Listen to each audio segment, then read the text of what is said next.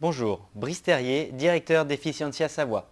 Aujourd'hui, je vais vous présenter les TEP options haltérophilie musculation.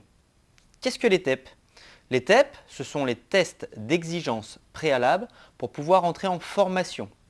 Ils ont pour but de vérifier les compétences du candidat à suivre le cursus de formation du BPGEPS, activité de la forme, et pour nous, cette fois-ci, ce sera sur l'option haltérophilie musculation.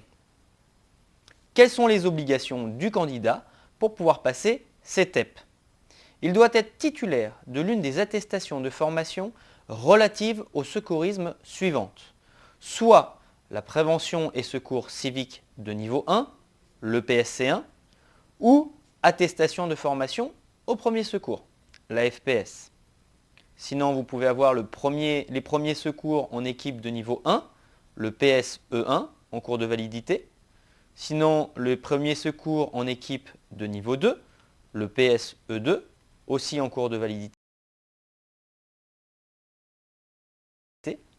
Vous pouvez avoir aussi l'attestation de formation aux gestes et soins d'urgence, AFGSU, de niveau 1 ou de niveau 2, en cours de validité. Certificat de sauveteur secouriste du travail, le SST, en cours de validité aussi. Présenter bien sûr en plus un certificat de non-contre-indication de la pratique des activités de la forme datant de moins d'1 an à la date de l'entrée en formation. Nous vous proposons un certificat médical avec le dossier d'inscription.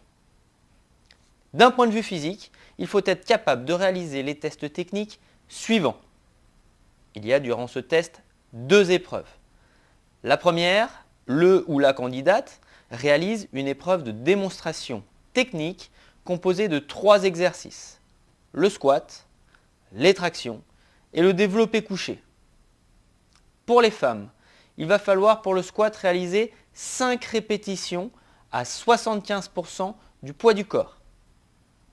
Pour les tractions, en pronation ou en supination, au choix du candidat, une répétition avec le menton au-dessus de la barre ou la nuque derrière la barre.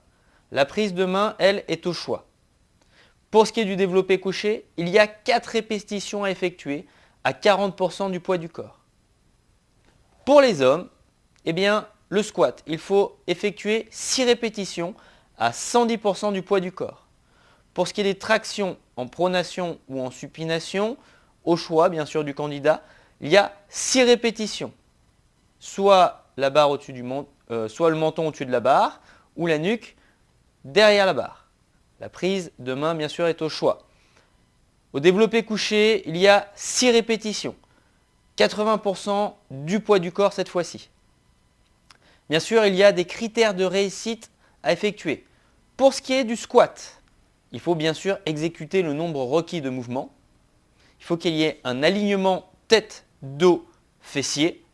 Le dos doit être droit et naturellement cambré sans hyperlordoser. Il faut aussi que les hanches soient à hauteur de genoux. Faites attention, très régulièrement, les hanches sont au-dessus. Donc, n'hésitez pas à vous entraîner avec les hanches qui sont à hauteur des genoux, voire légèrement plus basses. Il faut que vous gardiez les pieds aussi à plat.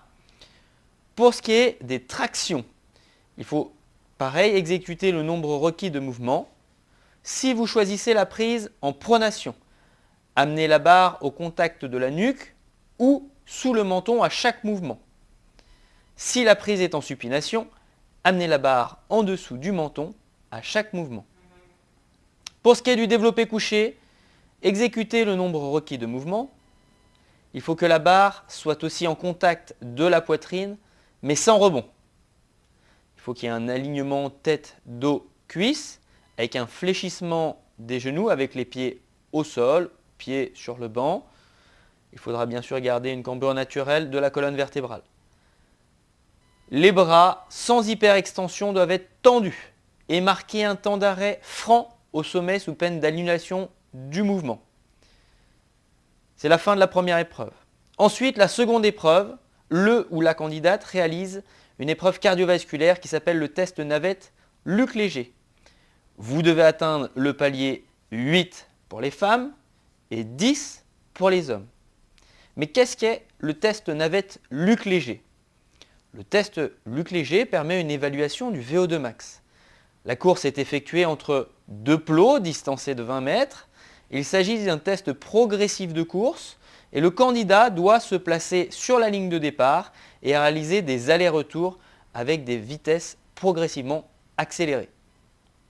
À chaque signal sonore, le candidat doit ajuster sa vitesse et arriver au niveau du plot en bloquant un pied derrière la ligne pour pouvoir revenir. Attention, l'épreuve est arrêtée lorsque ce décalage est supérieur à 1 mètre. Vous avez le droit à 2 avertissements. La troisième fois, vous êtes éliminé. Vous souhaitez donc accéder au TEP chez Efficientia Savoie?